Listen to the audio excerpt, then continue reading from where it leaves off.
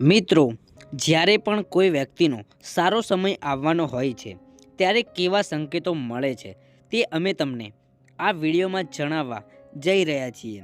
આ વિડીયો આપણા શાસ્ત્રો પ્રમાણે બનાવવામાં આવ્યો છે.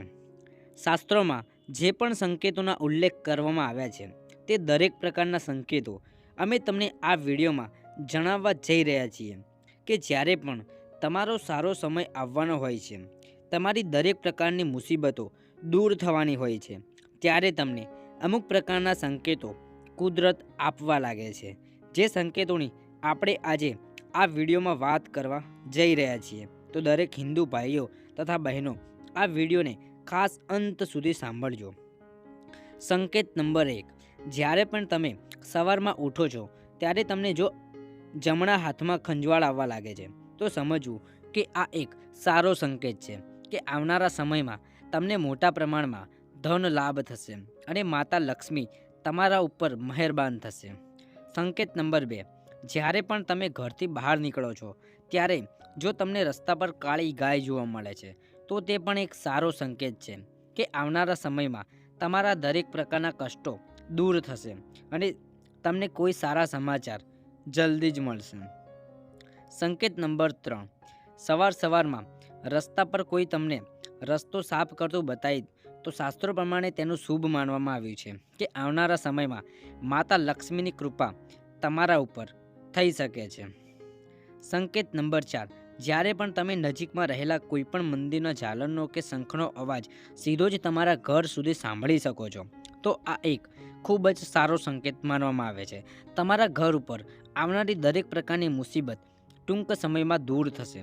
મિત્રો, સંકેત નંબર 5ની વાત કરીએ તેના પહેલાં જો આપ આ વિડીયો પર નવા હોય તો વિડીયોને લાઈક કરી અને કોમેન્ટ બોક્સમાં એકવાર સાચા મનથી જય માતાજી જરૂરથી લખી નાખજો, જેથી માતાજીની કૃપા આપ સૌના પરિવાર પર બની રહે. સંકેત નંબર 5. જો રસ્તા પર ચાલતી વખતે તમને વાંદરાઓનું ટોળું બતાવી આવે છે તો પણ તેને શાસ્ત્ર મુજબ ખૂબ જ શુભ માનવામાં આવ્યું છે. વાંદરાઓનું ટોળું બતાવવું એટલે કે થોડા સમયમાં તમારા દરેક પ્રકારના સારા કામો થવા લાગશે અને તમને ધન લાભ પણ થશે. આવા સમયમાં તે વાંદરાઓના ટોળાઓને આપણે ઈચ્છા અનુસાર કોઈ પણ ખોરાક આપી શકો છો. સંકેત નંબર 6. ઘરમાં રહેલા મંદિરમાં દીવો કે અગરબત્તી કરતા સમયે તમારું મન પ્રફુલ્લિત થઈ ઉઠે છે તો તે પણ એક સારો સંકેત છે કે માતાજીના આશીર્વાદ તમારા ઉપર બનેલા છે. આવા સમયમાં સાચા મનથી જય માતાજીને પ્રાર્થના જરૂરથી કરો અને તમારા મનની ઈચ્છા માતાજી સામે પ્રગટ કરો. આવા સમયમાં તમને ચોક્કસ ફળ જરૂરથી મળશે. સંકેત નંબર 7.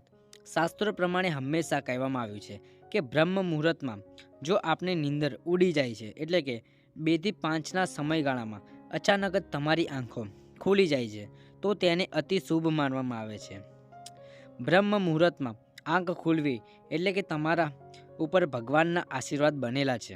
આવા સંજોગોમાં જ્યારે પણ તમારી નીંદર ઉડે ત્યારે સાચા મનથી ભગવાનનું નામ લઈ અને તમારી ઈચ્છા વ્યક્ત કરો. સંકેત નંબર 8. સાંજના સમયે ઘરના આંગણે જો ગાય માતા આવીને ઊભા રહે છે તો આ એક ખૂબ જ શુભ માનવામાં આવે છે. તમારા ઘરમાં રહેલા દરેક પ્રકારના દુઃખ અને દૂર થશે. આવા સંજોગોમાં ક્યારેય પણ ગાય માતાને લાકડીથી દૂર ખસેડવા નહીં અથવા તો લાકડી મારવી નહીં. તમે તે ગાય માતાને શુદ્ધ ઘીની રોટલી ખવડાવી શકો છો. તેનાથી તમને બમણો લાભ થશે અને ટૂંક સમયમાં કોઈ સારા સમાચાર તમને પ્રાપ્ત થશે. સંકેત નંબર 9. બપોરના સમયે અચાનક જ જો તમારા ઘરે મહેમાન આવે છે તો પણ તેને શાસ્ત્ર પ્રમાણે શુભ માનવામાં આવ્યું છે. ખાસ કરીને જમવાના સમય પર જો તમારા ઘરે મહેમાન આવે છે તો તેને અતિ શુભ માનવામાં આવે છે. આવા સંજોગોમાં મહેમાન અને ભૂખ્યા પેટે ક્યારેય પણ જવા દેવા જોઈએ નહીં. સંકેત નંબર 10.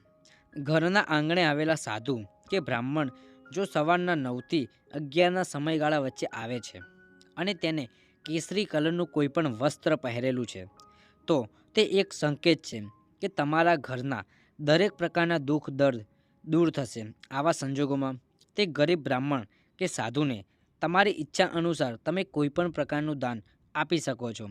તે દાન અન્ન કે વસ્ત્ર પણ હોઈ શકે છે. વસ્ત્ર જો આપ દાન કરી રહ્યા છો હોય તો સફેદ કલરનું કોઈ વસ્ત્ર દાન કરો, તેને અતિ શુભ માનવામાં આવે છે. મિત્રો, આ માહિતીને સાચા મનથી તમારા સગાવહાલા અને મિત્રોમાં જરૂરથી શેર કરજો, જેથી તમારા દરેક મિત્રો પર માતાજીની કૃપા બની રહે. અને મિત્રો, ખાસ નીચે આપેલું સબસ્ક્રાઈબનું બટન દબાવીને આપણી ચેનલને સબસ્ક્રાઈબ કરવાનું ભૂલશો નહીં. અને સાથે જ મિત્રો, એકવાર કોમેન્ટ બોક્સમાં સાચા મનથી જય માતાજી જરૂરથી લખી નાખજો.